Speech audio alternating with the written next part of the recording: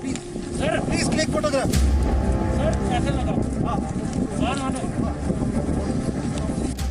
तकरीबन 1 बजने वाले थे तभी ये खबर आई कि लद्दाख में भारत और चीन की सेना के बीच हिंसक झड़प हो गई है। खबर और आगे बढ़ी तो भारतीय सेना की ओर से कहा गया कि लद्दाख में भारत और चीन के सैनिकों के बीच झड़प हुई है, जिसमें एक अधिकारी समेत 3 भारतीय सैनिक शहीद हो गए। ये झड़प पूर्वी लद्दाख की गलवान घाटी में हुई। घटना सोमवार रात यानी 15 जून की है। थोड़ी देर बाद सेना ने यह भी बता दिया कि इस हिंसक झड़प में चीन की सेना को भी नुकसान हुआ है।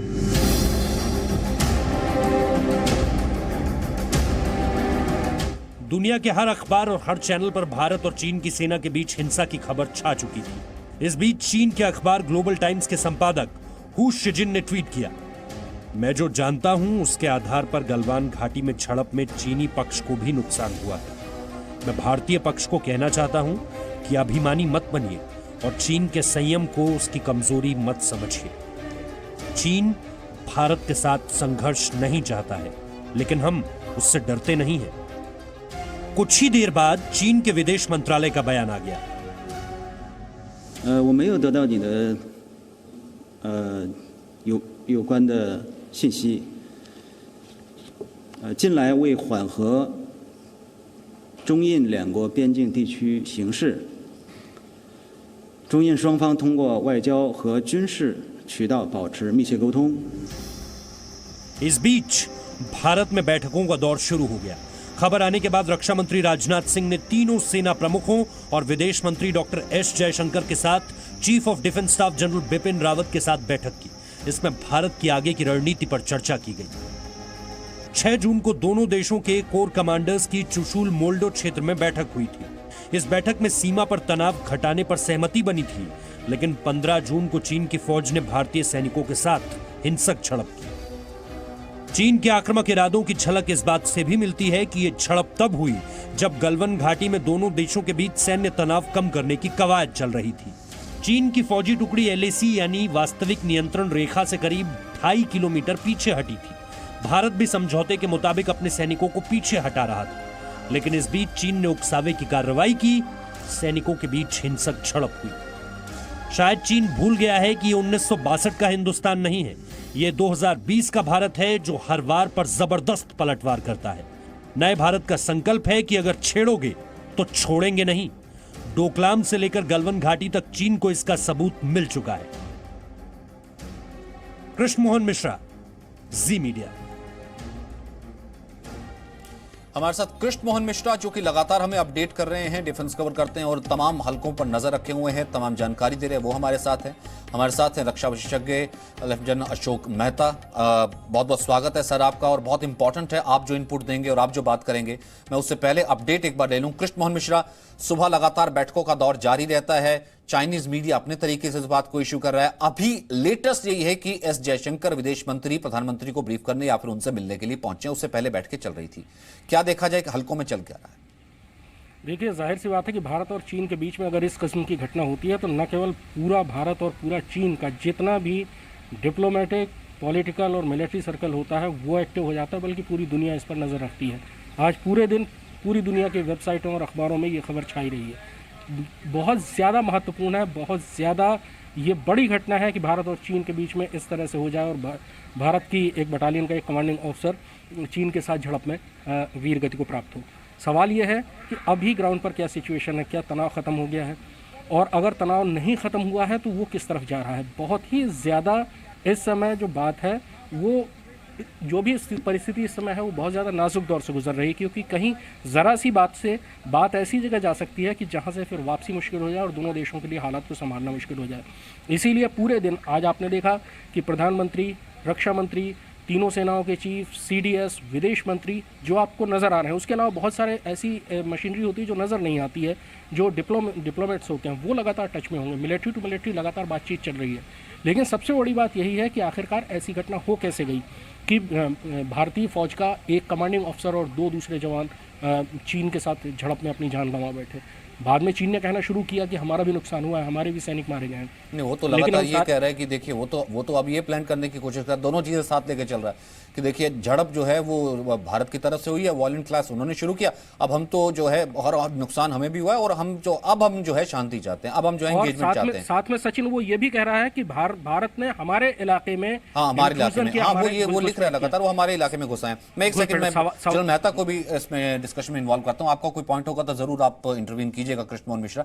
जनरल मेहता, किस सिचुएशन अलार्मिंग है, चिंताजनक है, या यहां से एस्केलेट होते हुए देख रहे हैं आप? यहां से चीजों को कैसे देख रहे हैं? क्योंकि मैं इस कारण से कह रहा हूं 1975 के बाद से ये 40 साल हो गए, अनप्रेसिडेंटेड है किस तरीके से किसी भारतीय सोल्जर का और कमांडिंग ऑफिसर का शहीद हो जाना चाइनीज क्लैश में।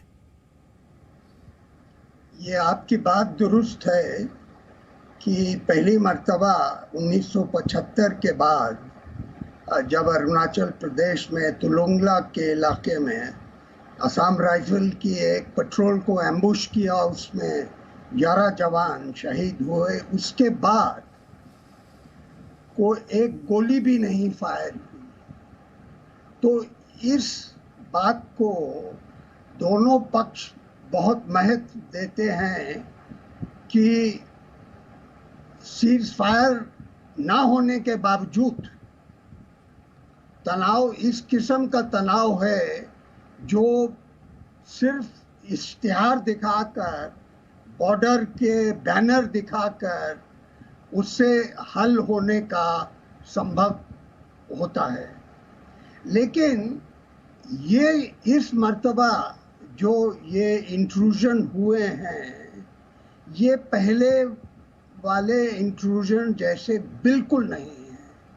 ये इंट्रूजन 5 और 6 जगह हुए हैं और सबसे जरूरी महत्वपूर्ण जगह जो है वो गलवान घाटी है। गलवान घाटी की अहमियत 1961 से चली आ रही है, जब मेरी रेजिमेंट के एक 48 गोरखा राइफल्स की एक पेट्रोल वहां पर तैनात की गई, क्योंकि उस समय ये गलवान घाटी जो शोक रिवर में जाके मिलती है और फिर शोक रिवर के पार अभी भारत ने एक स्ट्रेटेजिक सड़क बनाई है, बहुत महत्वपूर्ण सड़क है, जो दारबुक से शोक से दौलत बेग ओल्डी जाती है।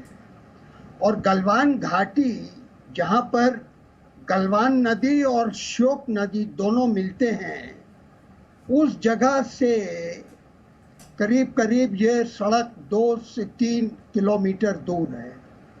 यानी कि चाइनीज पीएलए उस जगह में जब आप पहुंचे अभी के दौर में, तो उन्होंने घाटी यानी कि जो घाटी का फ्लोर है नदी के किनारे और उसके जो हाइट्स हैं, दोनों के ऊपर कब्जा कर लिया। अब 1961 में जब गोरखा की वहाँ पे प्लेटून होती थी, 62 साल की लड़ाई में सबसे पहला हमला इस पोस्ट पर हुआ। सर, एक आम नागरिक जिसके लिए, क्योंकि आप तो इतने बड़े पद के, इतने बड़े फौजी रहे हैं, एक आम आदमी जिसने इस तरह की न्यूज कभी सोची नहीं थी कि यार चाइनीज के साथ हमारा ठीक है चलता है, वो टेंशन रहता है कि इस स्तर पर भी जा सकता है कि हमारे को 3 सैनिक शहीद होने की खबर मिलेगी जिसमें कमांडिंग ऑफिसर होगा, उसको सर वो क्या समझे? इस वक्त क्या स्थिति है देश में, आगे क्या हो सकता है? नहीं, देखिए, ये तनाव 6 हफ्ते से चल रहा है। 5-6 जगह पर लाइन ऑफ एक्चुअल कंट्रोल को क्रॉस करके ये लोग आ गए हैं, हमको पता नहीं चला। और उसके बाद हमने जवाबी कार्रवाई की कि हम भी जगह जगह पहुंचकर हम भी तैनात हो गए। अब बातचीत जो हुई मिलिट्री ऑफिसर्स के बीच में, वो बातचीत में पीछे हटने की बात, डिसएंगेजमेंट और डी एस्केलेशन की बात चली। और ये बात 5-6 राउंड ऑफ टॉक्स हुए, lieutenant general, major general, brigadier और लेफ्टिनेंट कर्नल। लेकिन जो गलवान घाटी है, गलवान घाटी क्योंकि चाइना के लिए बहुत बहुत ज़रूरी है आज के दौर में, वहाँ पर वहाँ से पीछे हटने के लिए थोड़ा प्रॉब्लम हुआ चाइनीज को। जी। तो कल रात को या मंडे नाइट को जब ये हमारे आर्मी चीफ ने सैटरडे को इंडियन मिलिट्री एकेडमी देहरादून में क्या बयान किया, उन्होंने कहा कि गलवान घाटी से, अंग्रेजी में कहा, lots of disengagement has taken place, यानी कि पीछे चाइनीज पीएलए हट गई है। लेकिन वास्तव में फिर तो इस चीज से सर, एक सेकंड में इसी में मेरे कुछ कॉरेस्पॉन्डेंट एंड करना चाह रहे हैं।